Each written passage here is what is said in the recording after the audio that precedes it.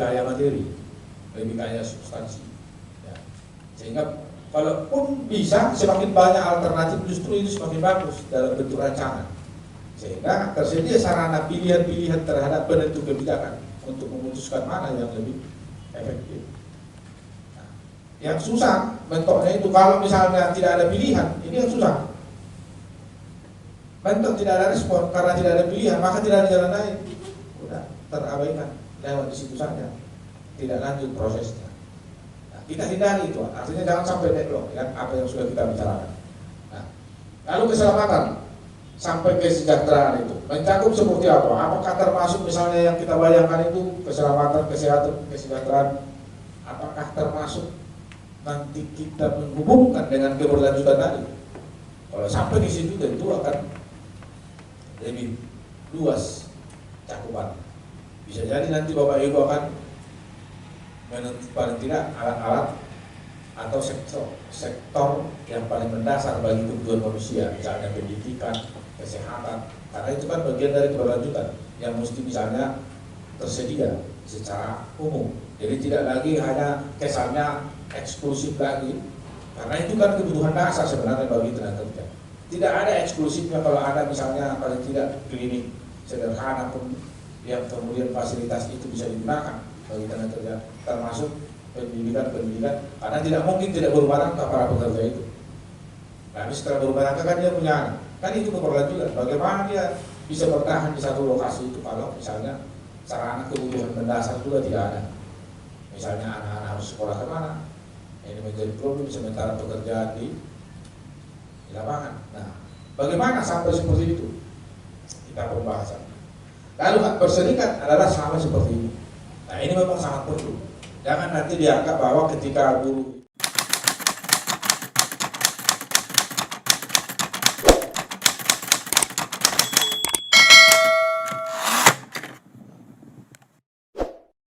Terima kasih Dr. Jan Fathar yang telah memberikan masukan dan saran tadi terhadap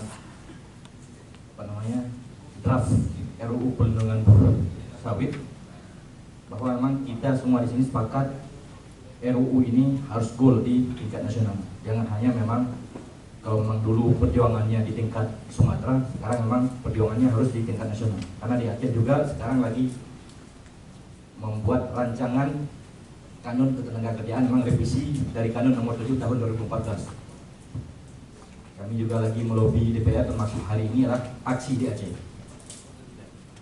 Cuma ada beberapa hal yang memang saya baca karena draft baru saya dapatkan hari ini juga terkait di sini pengupahan di pasal 14 juga di ayat 2 itu saya melihat setiap pekerja berhak memperoleh upah yang sama untuk pekerjaan yang sama nilainya. Seharusnya kan walaupun pekerjaan yang sama, kalau memang tahunnya berbeda harus dibedakan upahnya dengan sama sebenarnya. Harus dilakukan struktur skala upah. Kalau memang 1 tahun dengan 3 tahun itu harus dibedakan, jangan sama. Artinya harus ada struktur skala upah. Itu yang pertama. Yang kedua saya melihat di pasal 20 juga pengusaha membayar upah dalam jangka waktu paling cepat seminggu 1 kali atau paling lambat sebulan 1 kali. Kalau saya kurang mengerti terhadap pasal ini. Dan yang ketiga di pasal 25 mungkin ada ketinggalan kata-kata atau kalimat, karena di sini tidak disebutkan pekerja. Setiap berhak mendapatkan pelatihan, artinya kan orangnya sebenarnya. Ini tidak disebutkan pekerja. Dan di pasal-pasal yang lain. Tapi alhamdulillah kalau saya melihat memang ada beberapa pasal yang kopian Undang-Undang 13 gitu. Terima kasih. Assalamualaikum warahmatullahi wabarakatuh. Saya Maswan Tambak dari LBH Medan. Sama seperti rekan yang sebelumnya, saya pun baru dapat ini dan baru baca ini kan begitu kan. Tapi tentu pertama yang harus saya sampaikan adalah terima kasih bagi kawan-kawan yang sudah memfasilitasi adanya draft ini begitu kan. Karena memang saya juga lahir dan dibesarkan oleh petani kelapa sawit kan begitu kan. Hanya saja memang sawit perorangan begitu. Dan kemudian kondisi sosial berikutnya, saya juga punya banyak keluarga yang bekerja di lingkungan perusahaan kelapa sawit begitu, dan saya menemukan ada beberapa permasalahan lah yang sehari-hari ketemukan begitu kan.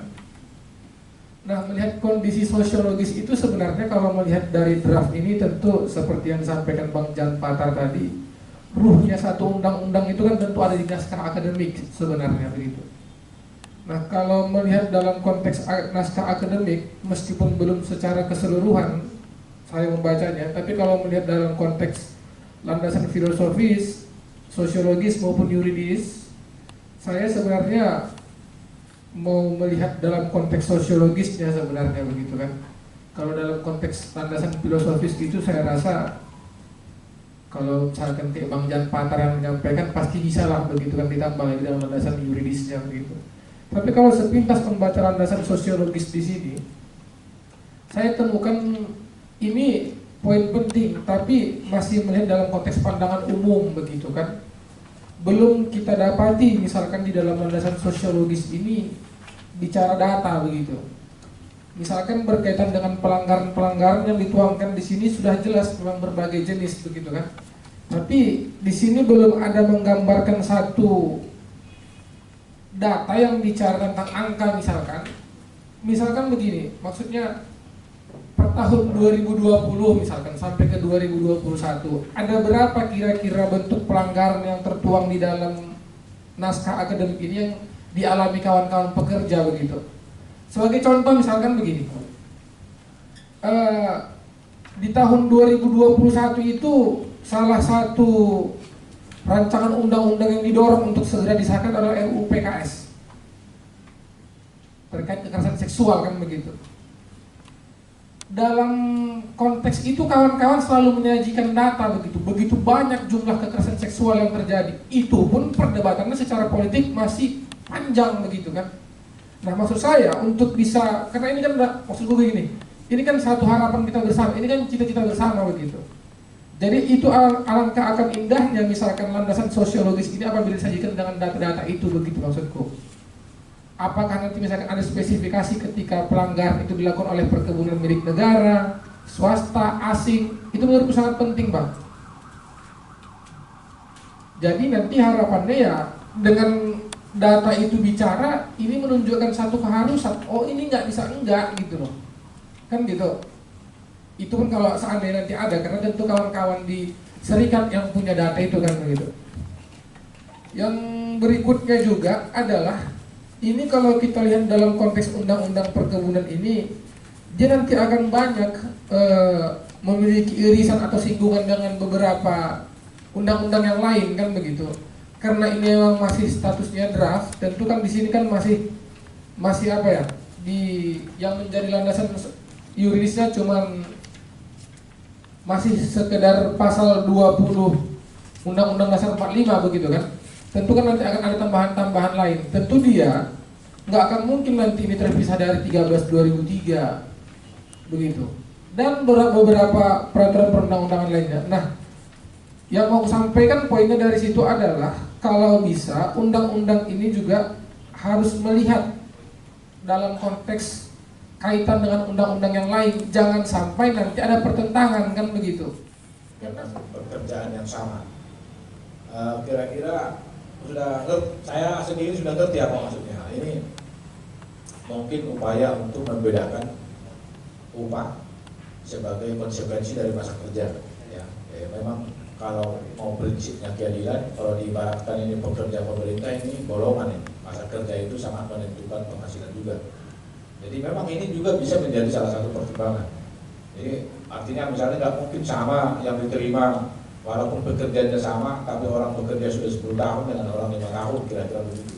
Jadi ada memang prinsip keadilan yang mesti ditegaskan di situ. Saya pikir itu menjadi usulan yang sangat menarik ya. Jadi nanti bisa didiskusikan lebih lanjut untuk dijadikan sebagai bahan pertimbangan merumuskan atau menyempurnakan rumusan-rumusan yang sudah ada. Lalu kemudian masalah pelatihan. Kalau pelatihan ini tentu sudah merujuk kepada orang ya, kepada orangnya untuk mengikuti pelatihan tadi yang disampaikan karena masih mungkin kosong. Saya yakin itu masuknya pasti merujuk pada person ya, untuk mengikuti pelatihan menjadi bagian dari hak tenaga kerja. Itu untuk dari Pak Mucakir tadi. Lalu kemudian dari ini Pak Nusron tadi, Pak Nusron sama ya dari LBH Medan. Nah, yang pertama ini saya menarik, mungkin nanti yang kedua ini saya jelaskan juga. Pada yang pertama itu ada benarnya. Memang kalau kita sepakat dengan tadi, saya pikir kan banyak data yang menunjukkan misalnya ada pelanggaran, banyak data yang menunjukkan banyak penyimpangan. Tapi mestinya memang itu di sosiologisnya harus dibuka. Walaupun misalnya masih kita punya batasan normatif mana yang boleh dibuka, artinya dicari sumber yang bisa dipertanggungjawabkan. Karena kan banyak juga media misalnya yang tidak bisa kita pertanggungjawabkan validitas data yang disampaikan. Nah, sebaiknya tidak merujuk ke situ. Nah, dicari saja nanti media-media yang kalaupun itu dari online, dicari media yang punya memang ya kredibilitas yang baik. Tapi kalau dari buku ya itu malah lebih bagus lagi, atau dari hasil-hasil kajian penelitian, karena itu dianggap lebih objektif. Nah, data yang dari situ perlu itu dijadikan sebagai landasan sosiologis. Kan itu fakta. Jadi kenyataan yang di lapangan apa yang terjadi, supaya semakin kuat dasar kita membuat usulan itu. Jadi misalnya banyak di situ karena penyimpangan, jauh-jauh lah misalnya banyak di situ perlakuan yang mengakibatkan pelecehan seksual, atau mengakibatkan misalnya sistem penggajian atau pengupahan yang tidak adil, atau banyaknya hak-hak daripada para tenaga kerja yang terabaikan, itu bisa disampaikan di sana. Walaupun tidak menutup kemungkinan yang baik juga boleh. Misalnya ada perusahaan yang menjadi cerminan yang memberikan yang baik, itu juga bagus untuk diekspos menjadi landasan-landasan sosiologis. Paling tidak nanti itu menjadi contoh, atau paling tidak itu menjadi semacam rujukan bagi yang lain. Jadi tidak harus misalnya kita mencari seperti kita berusaha hanya cari kekurangan, tidak. Tapi ada juga bisa kita sampaikan keberuntungan. Nanti itu menjadi rujukan bagi yang lain yang belum melakukan hal-hal yang baik seperti itu. Jadi memang ini kalau mau kuat landasan sosiologisnya mestinya seperti ini. Ada data yang menunjukkan paling tidak secara kuantitatif, kalau ada, karena pasti saya pikir ada itu, secara kuantitatif yang menunjukkan apa yang kita sebut tadi, misalnya kondisi terbalik. Negara memperoleh penerimaan besar termasuk perusahaan, tapi kita anggap misalnya buruh belum, atau kepentingannya masih belum terakomodir secara keseluruhan. Ya. Jadi itu nanti bisa menjawab di landasan sosiologis. Nah, yang kedua, landasan yuridisnya. Undang-undang lain boleh menjadi rujukan? Boleh. Prinsipnya nanti cukup kalau dia hanya dalam satu level, maka berlaku lex specialis. Jadi mana yang lebih khusus itu yang berlaku, sekalipun berbeda-beda pengaturannya, tidak masalah. Kalau ini yang disetujui, sekalipun berbeda dari undang-undang tenaga kerja, tidak apa-apa. Karena levelnya sama. Kecuali yang kita mau rumuskan ini adalah PP, tidak boleh menyimpang dari yang lebih tinggi. Nah, kalau ini, bahas seperti itu. Kalau yang lebih tinggi nanti ada lex superior, asas hukum yang menyatakan yang lebih rendah itu wajib tunduk pada yang lebih tinggi. Nah, ini kebetulan rancangan undang-undang dihubungkan dengan undang-undang tenaga kerja, itu kedudukannya setara dalam hierarki. Jadi mana yang berlaku? Lex spesialisnya sama dengan undang-undang tipikor, dicari di undang-undang KUH pidana ada di situ korupsi. Tapi tipikor itu kekhususan lex spesialisnya. Maka kalau korupsi masuk kategori korupsi berlaku undang-undang tipikor, tidak KUH pidana, karena ringan di situ. Sudah ada yang spesialis yang khusus mengatur itu. Sama dengan ini nanti. Di bidang perkebunan kelapa sawit sudah ada yang khusus mengatur itu. Seumpama ada yang bertentangan dengan undang-undang tenaga kerja dan undang-undang perlindungan tenaga kerja, perkebunan kelapa sawit sudah berlaku, mana yang diberlakukan? Ya undang-undang ini. Itu namanya lex spesialis. Ketentuan yang khusus mengesampingkan yang umum. Nah, karena kebetulan ini kita bahas adalah undang-undang. Kecuali perda. Kalau perda yang kita bahas ini tidak ada cerita, jangan menyimpang dari yang lebih tinggi. Kita tidak boleh bertentangan dengan undang-undang tenaga kerja. Nah, salah satu enaknya, makanya di Dewan itu lebih sering merumuskan yang seperti itu. Salah satu enaknya di situ. Karena yang diproduksi mereka dalam bentuk regulasi kedudukannya setara dengan undang-undang yang sudah kebanyakan ada. Nah, jika ada yang bertentangan, tinggal memperlakukan ini karena yang baru tadi. Mana yang lebih baru? Katakan ini. Ada yang menjadi prioritasnya juga. Seumpama pun ditemukan dalam konsep yang sama tanpa spesialisnya, mana yang berlaku? Ya baru. Jadi kalau misalnya ini nanti bukan di di superior, ini nanti di posteriori. Lex posteriori itu mana yang baru, itu yang berlaku. Mana tahu ditemukan ada pengaturan yang sama. Jadi keterbaruannya itu mengesampingkan yang lama. Gimana tahu misalnya ada yang berkaitan dengan ini, tapi memang yakinlah Bapak Ibu pasti dibahas juga itu nanti di Dewan. Kalau seumpama terlalu jauh, katakanlah kita menyimpang dari yang sudah ada, itu pasti dipotong di sana. Makanya nanti ada DIM dan inventarisasi masalah, di situ nanti akan diterjunkan. Cuman sebagai tawaran dari kita, saya pikir seperti yang saya contohkan tadi, kita mau ambil yang 100 misalnya, ibaratnya kita yang sedang meminta, tapi dikabulkan separuh, sudah bagus. Makanya ibaratnya kalau mau menawar, karena ini dari kita langsung yang bergerak, ya nggak apa-apa, agak lebih tinggi sedikit. Karena tahu juga nanti pasti ada penurunan derajat, penurunan pemotongan pasalnya, pemangkasan ketentuan yang ada pasti ada.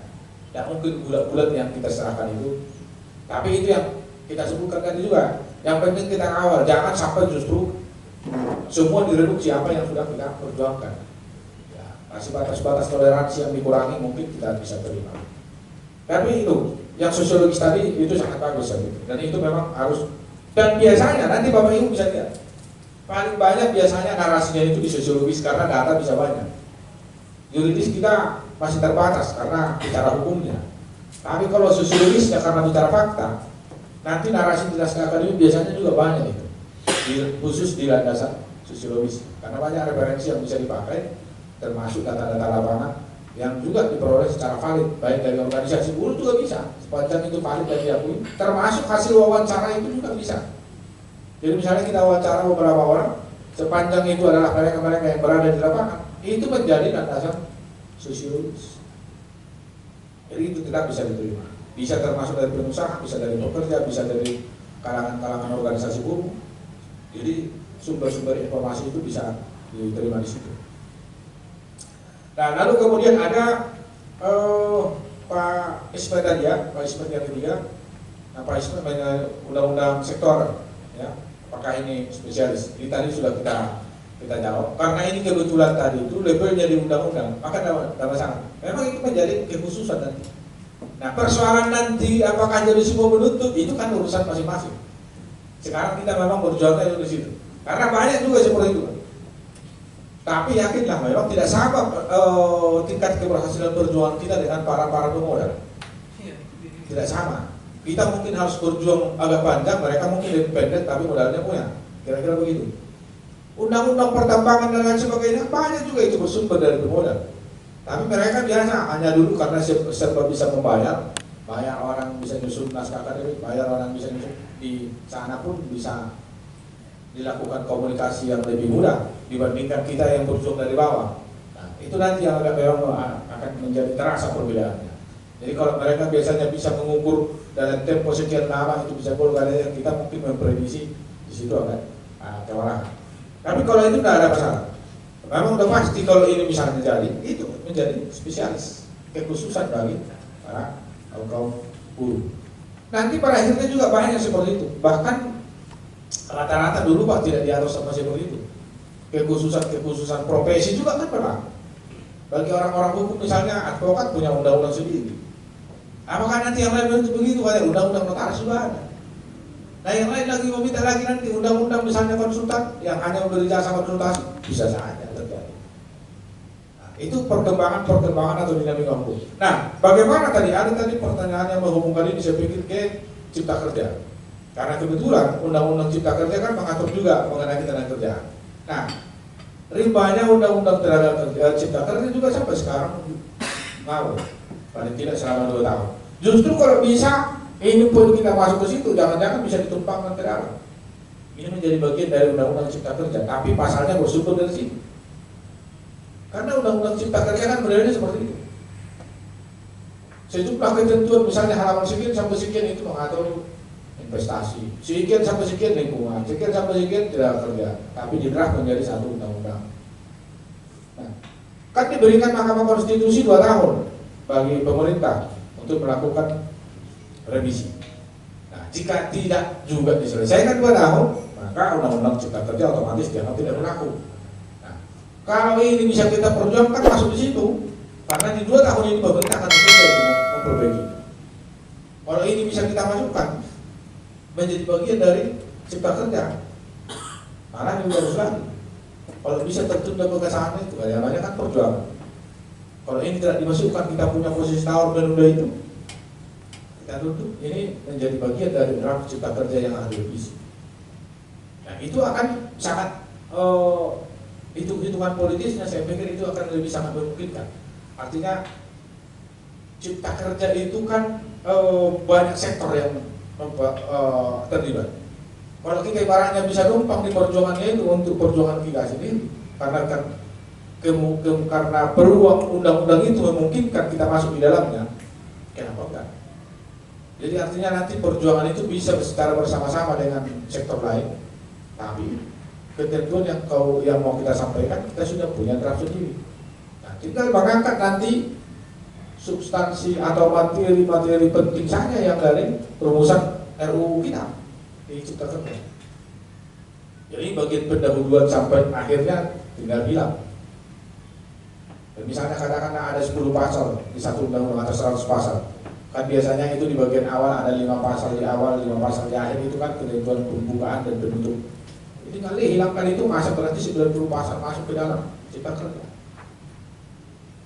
Nah, secara hitung-hitungan politis saya sampaikan tadi, itu kalau bisa jadi lebih mudah perjuangan dan bagi kita, kalau itu jalan yang mau kita tempuh.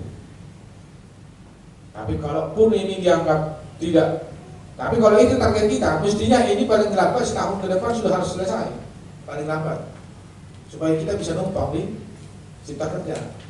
Karena mereka dikasih waktu 2 tahun, belum tentu waktu 2 tahun itu dihabiskan, ya. Bisa jadi 1,5 tahun dia juga melakukan penyempurnaan atau perbaikan maupun revisi. Ya. Nah, yang keempat, Bang Taufik tadi, ya Bang Taufik ya, sistem perekrutan tenaga kerja di perkebunan kelapa sawit dengan menghubungkan ketidaktahuan pemerintah daerah, ya. Nah, ini sebenarnya nanti tergantung kita, tapi ini juga perlu dipertimbangkan, ya. Kalau ada kasus-kasus seperti itu, bagaimana misalnya dengan merumuskan itu? Ketika ada ketentuan di sana, bisa saja kita buat satu rumusan.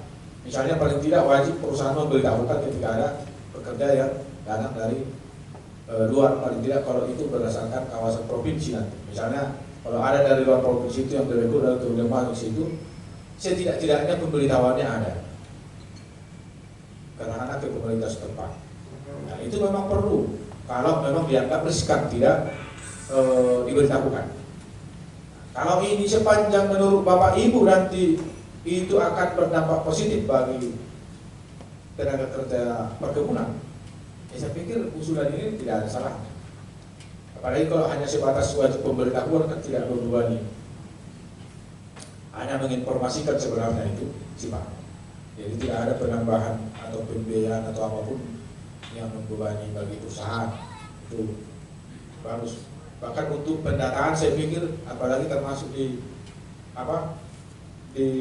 termasuk di organisasi kan itu juga akan lebih bagus juga kalau ada data-data yang seperti itu. Nah, lalu kemudian ada yang tadi satu lagi Bang Oji, ya, Bang Oji. Nah, peninjauan kembali ini bahasanya bagaimana? Kira-kira itu ya. Kalau bisa lebih tajam. Nah, kalau ini nanti kekhususan kelapa sawit mengenai upahnya. Nah, penajaman itu ya bisa. Tapi tergantung kita bagaimana merumuskan. Penajaman yang dimaksud misalnya apakah supaya ada kesannya tidak hanya sekedar meninjau, karena ini kan memang bahasa bisa saja ditinjau tapi tidak ada perubahan. Tapi kalau kita ingin berdampak sejak peninjauan itu, bisa saja diwajibkan misalnya dengan menyesuaikan apa? Katakanlah seperti pemerintah, kan ada kewajiban menyesuaikan inflasi misalnya. Wajib setiap tahun dilakukan perubahan terhadap upah minimum baik di provinsi atau di kabupaten kota. dengan menyesuaikan tingkat inflasi yang berkembang. Apakah dengan model seperti itu misalnya? Bisa saja rumusan-rumusan bahasa yang diciptakan. Memang kalau hanya sekedar disebutkan untuk peninjauan kembali, memang secara hukum bahasa itu tidak begitu kuat, artinya untuk melakukan perenalisasi terhadap perubahan. Karena dengan peninjauan itu kan tidak harus mengasumsikan segala sesuatunya akan berubah. Nah, itu mungkin Mas Umar tadi supaya lebih tajam sedikit bahasanya ya, lebih punya posisi untuk memberikan sesuatu yang berdampak positif bagi peningkatan kesejahteraan tenaga kerja itu sendiri. Nah, ini menjadi pertimbangan kita, saya pikir usulan-usulan yang sangat menarik, dan bahkan ini mungkin hanya masih sebatas ide lisan ya. Kalau barangkali nanti dilakukan diskusi-diskusi kecil, saya pikir ini bisa lebih berkembang lagi. Jadi diskusi-diskusi itu kan tidak harus, kadang-kadang kalanya kalau secara formal sungkan dan enggan kita menyampaikan, tapi kalau dia lebih rileks dan santai, malah bisa lebih terbuka ide-ide atau gagasan yang mau disampaikan. Nah, itu aja saya pikir. Terima kasih. Terima kasih Bang dan Pakar, tadi saya diskusikan beliau tidak bisa lama karena ada beberapa agenda lain setelah ini. Nah, saya pikir beberapa tadi pandangan dari Bang dan Pakar sudah disampaikan ke teman-teman peserta. Terima kasih tadi sudah memberikan banyak usulan ya. Memang tadi seperti Bang Maswan, memang sampai sejauh ini kita bisa mengatakan kalau data kuantitatif ya memang kita harus mengumpulkan lagi ya, mendokumentasikan lagi seperti itu. Kita memiliki data katakan dari teman-teman 1.200 di Sumur atau di daerah lainnya, dari Kalsel juga, dari Kalimantan Tengah. Memang salah satu tantangannya adalah bagaimana kita bisa mengetahui informasi tentang penanganan perburuan. Itu hal yang sangat sulit. Seperti tadi yang disampaikan Bang dan Padar ya, ini kebun ya bisa jadi dia 3 jam dari jalan besar.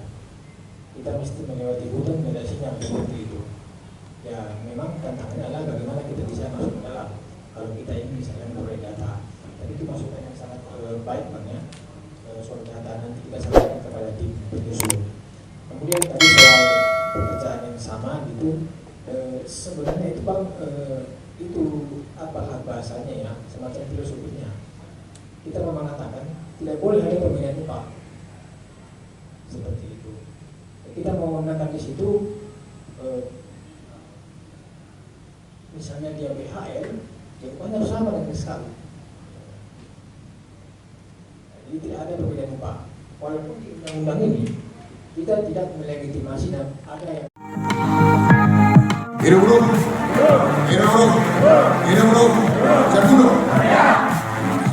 Federasi Serikat Buruh Perkebunan Indonesia. Jangan lupa like, share, comment, and subscribe. Merdeka!